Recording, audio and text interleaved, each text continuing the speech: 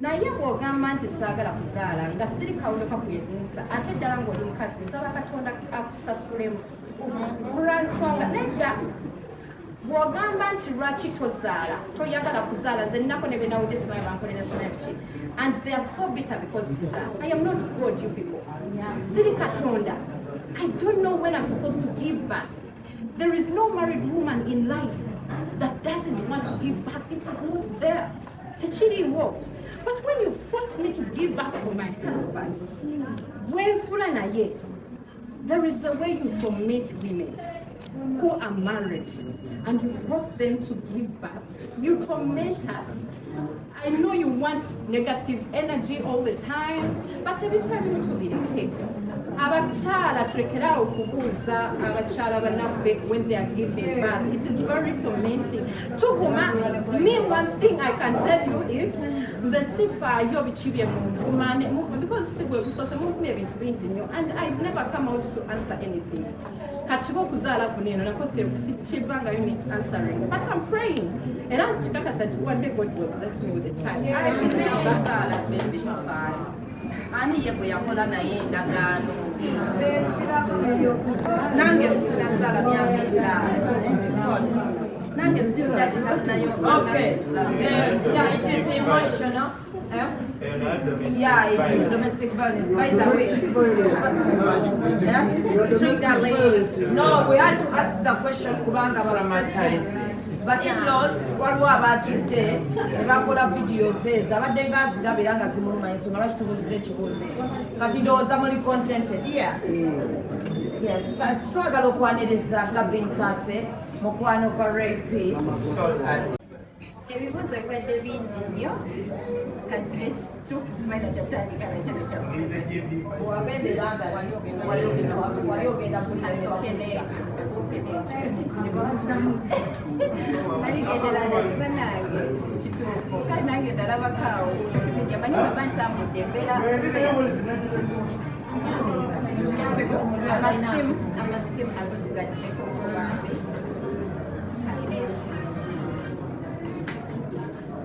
ekituufu bwe nali ngenda e London kubanga sijesoose okugenda at least ntambuddeko sina bwe nakubira simu webanagenda naye nze nali njawo omanyi bwe mba ntambudde ate ddala nga ndina omwami ekitiibwa sibeera ne ku social media omwami wange we mba ntambudde naye ninze munnange abantu balowooza mbeko naye nze nzija nepostinga nenvaayo kati simanyi nze era newoba abantu ngwena ne WhatsApp number yange I think osobola n'okugeza message nenjiddamu after like 2 or 3 days ddala nga ndina omwami sibeera ku ssimu yange nga ndina omwami wange obudde buba bugwe kaakati nze nali genza London nali njenjagala okucelebratingira my anniversary nakisigeze kuno kati enzibuga limanyiya Zelanda limanyiyo ekisaawe kyase kyemmanyiyo simanyiyo mulala sirina muntu gwe mmanyi London okitegeera ate omwami wange tabeera London kati London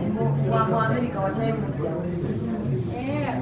it's okay era naye tayimu eneetuuka nayo nga mujja wange nga tuuse enfunye ekiwago kati nga ndi ready omulumbagana tulagenda kati kino ky'abafaani b'okumanyi babaagala nebengera kubanga omukaka ebifaayo kibanyiiza kati omwami wange oyo badlak yagenze n'agamba postinga omwami we netemulabako mawulire I think kyekimu n'omwami wange omwami wange mupostinga naye ndooza temulabangako physically nti mawulire simanyanga nagenze naye wano simanya nagenze naye ndowooza era olunaku olunasooka lujja kubanga nnya lwansonga inshallah lwansonga engeri gyali red carpet kyavunanyizibwa nti kale yanditambudde n'omwagalwawe naye nga zino nti bampise oba kale nti kati simanyi siteera kubanga ekisooka simutuwa kamera azitya era sokwogera ano bulijjo naye omuntu nzaawe kamera egamulwera namugaye nangirako obitireko ku bantu koleka vidiyo yita abantu paka katu kyakarihasinga kakyagaanye kavidiyo kubanga ye kiri nti kamera otunudemu ebigambo bibula kati simukaka bifaananyi oba simanya mukaka vidiyo naye ate era wemba wamukaka ikisoke wange nkakaani kati ngende nkakaana ayina okukitegeera nti nze gwe yawasa ndi sereebu mubufunze ngera mu kamera buli ddakiika n'olwensonga eyo bwemba nyimba akayimba akayimba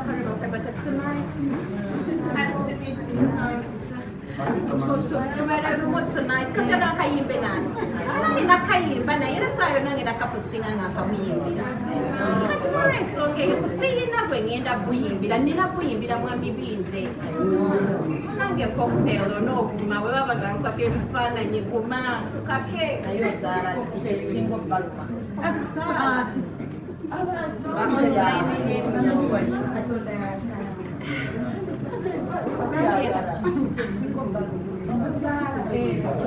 Alisha mainege jatandise mnagamba abaliwo ku chat abaliwo ku proposal babwagaliza ne bakubeererawo kukyala ati ba social media in-laws abambeererawo ku proposal eyo nga nzijukira nga bagirwana nga tebaagala kwegamba nga tebayagalira ddala proposal eyo oba ebiriwo naye neebeera kati mufunze oh my friend has arrived she has kasooke tumuwaniriza omulimu w'eggwanga I know, I love it. Yes, people have it. Because come and sit here and they take the pictures.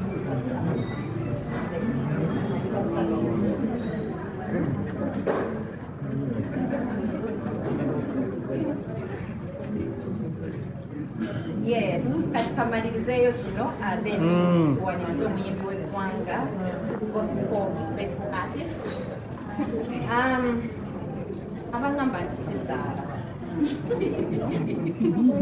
That's why sometimes I even fail to, I don't know how to answer this question because honestly speaking, kambuzeyo ekibuuzo buli andaba waliwo omuntu ayinza okufumbira kubanga saafumbira kawundo kakubya eddinisa mwenjo nafumbira omusajja najja ewaffe nawesa mamange ekitiibwa era abantu bangi nnyo baaliwo naye bw'ogamba nti saagala kuzaala nga siri kawundo kakubya eddinisa ate ddala ng'oli mukazi nsaba Katonda akusasulemu olwansonga nedda bw'ogamba nti lwaki tozaala toyagala kuzaala nze nnako ne benawudde simanyi bankolera simanyi biki and they are so bitter because I am not God, you people.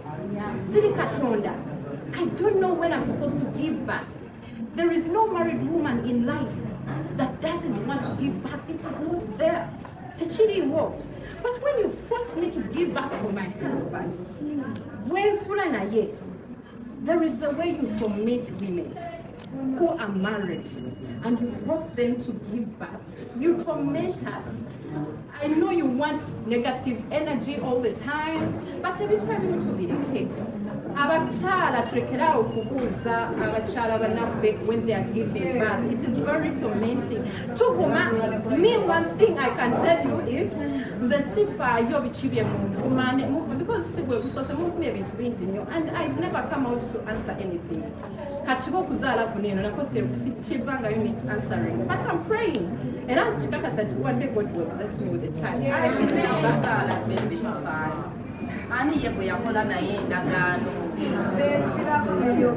nange sinazaala myaka nange sijjaditanayo okay yeah, it is emotional.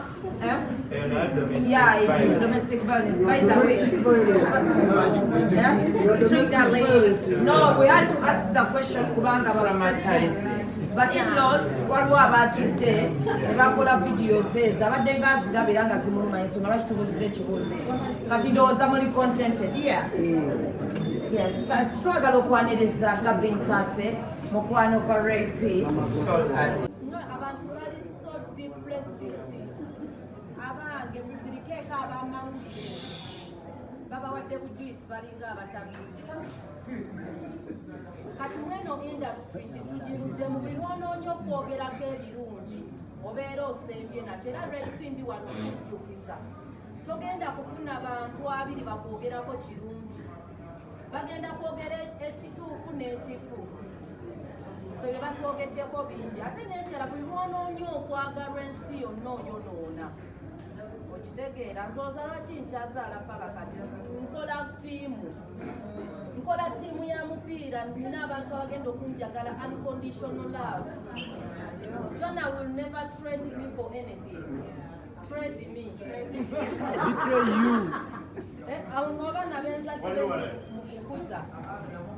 They will never trade me for anything. So kuno kumini yangu ononyo kwagala tekisoboka. Lwaki alabika Bindeeba yasoose okuba real love we. What they see is not the first one. But yamulaza omukwano, the opener and the closer. So kati ababakazi bona bali traumatized, bali depressed, tebalina mukwano, abasajja tebakyabagala. Let me tell you nature kyembadde neradde abasajja bano nabo balina ebizibu. Kati abakyala bagenda ne baagala abasajja n'atafuna mukisa gumubuuza ki ekikulu. Omusajja akuze ne jjajjaawe akulidde ku street. Omusajja akuze ku street okufa okumumendinga omutima, oli mu kwagala iPhone, oli mu kwagala ki, okitegeera. So sekingata naawe, we love our men, we take care of them, we respect them, you know, our men, they are our men. Ekibuuzo okuva eyo ani alina ekibuuzo abaliko omukono? Okay. Mwalimu Patricia era abantu banyo bagamba rape ate ne Patricia bakola ki?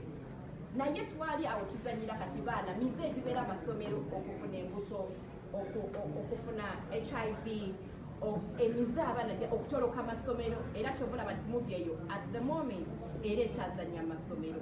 Tugenda amasomero ne tugizanya kubanga y'abaana. Kyobola bati twagireta ku Theatre Bonita lwansonga tuba tetumanyi kati mulamwa. So, eno domestic violence eri wakati yeffe. Bwe anda basawaza kakati n'ekiro bakubye. Okiwulira? Oba wakubye. N'ekiro naawe wakubye. Naye sawaza kakati oli kundaba era ogamba kati keeyogeza ki.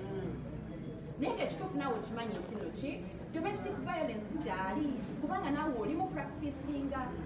Twegumiza nnyo ddala abakyala. Mu butuufu twegumiza nnyo. Bad Luck yagenze n'agamba nti ofuluma we bati n'oteekako ka smile naye ng'ekituufu toli bulungi. N'okwata ekipapi n'okikuba make-up. Abamu ku ffe olaba skins zaffe nga teziriko make-up era nga bwe ziri bwe zityo. Okitegeera. Naye waliwo oli nga waba talina make-up oyinza okulowooza is she a punching bag oba ng'oyinza olowooza nti alwanagana ekiro ne punching bags. Naye ng'ekituufu si bwe kiri. Ekituufu balwanagana. Naye twerabira nnyo nti bwe tulwanagana kyafekitinga abaana. Bad Luck yagambye nze nalabako bazadde bange taata wagambye ye Kafeero yakuba mama wange. Okitegeera kati Bad Luck ekintu ekyo kikyamuli ku mutima nti omwami oli yakubani maama we. Buli omuzadde oba buli abazadde bwe mulwanagana ng'abaana babalaba kyafekitinga abaana. Omwana n'atuuka nga yeekyaye, omwana n'atuuka be bano abaana betulaba ku social media nga bali very bitter. Ng'omanyi omwana munyiivu naye nga tomanyi obusungu buvaawa nga ne buviira ddala ku ggumba. Lwansonga yakula yamanyi. Already are traumatized. Exactly. They don't have love. No. Yeah, nga they are already what? That they are already what? Traumatized. Olese nnyo. Ndowooza mukitegedde.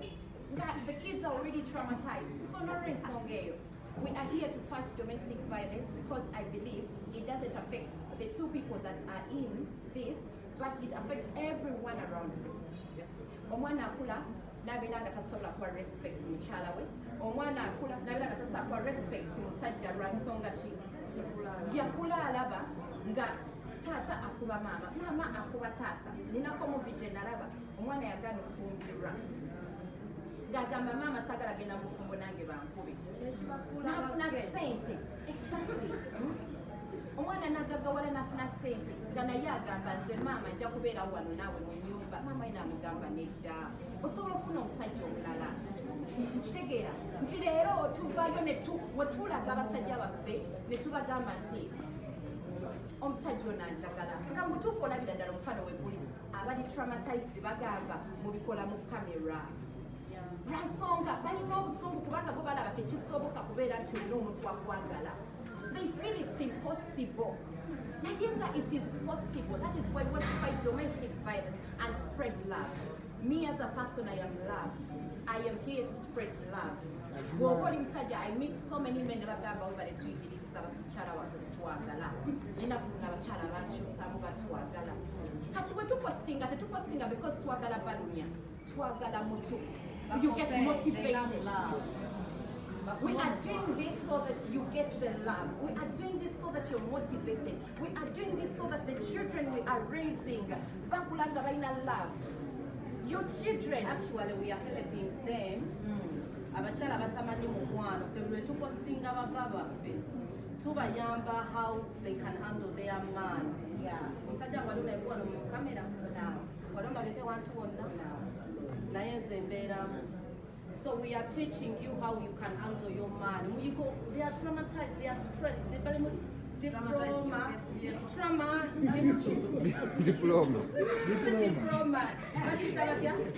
Depression.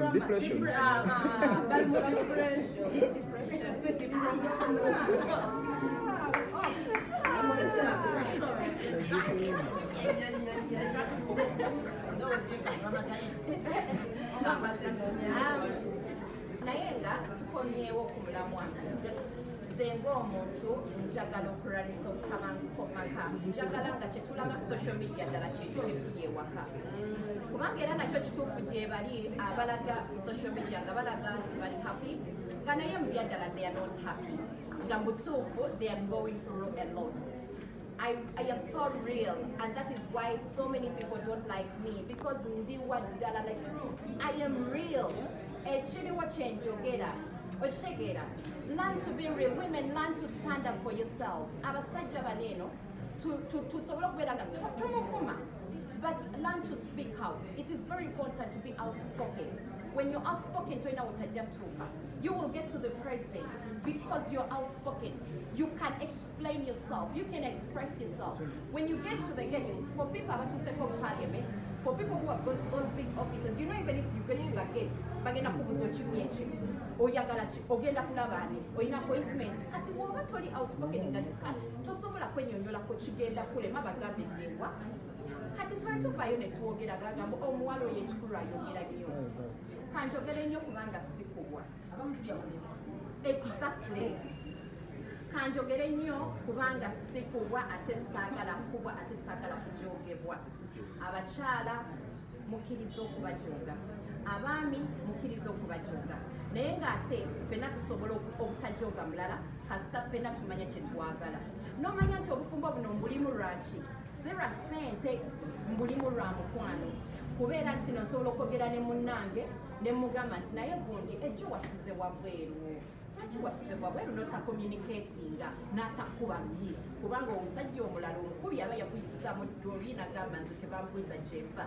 why kubanga omulembe gwedda batugamba tebabuuza musajja njakola ki kakati nze owange mubuuza ebyo sibikiririzaamu ebyamusomera tobuuza musajja gyapaka kitegeeza nange nja sulayo tombuuza gyenva mu bufunze kitegeeza nti bwe muba mwagalana talina nsonga emusuzayo n'atayogera kuba abajja kusubwa ekiro ajja kugamba hani sigenda kudda lwa nsonga abc oba tetulina buzibu for you to be out with your boys playing watching games and what tetulina buzibu but communicate tonfula as a toy nti kiddole kyewateeka mu nyumba yo komawo okuwa emmere nkunaza ebigere nkuba engatto ngolole engoye because what am I your maid bananga bakyala temuli bakozi muli bakyala b'abantu bano not housemates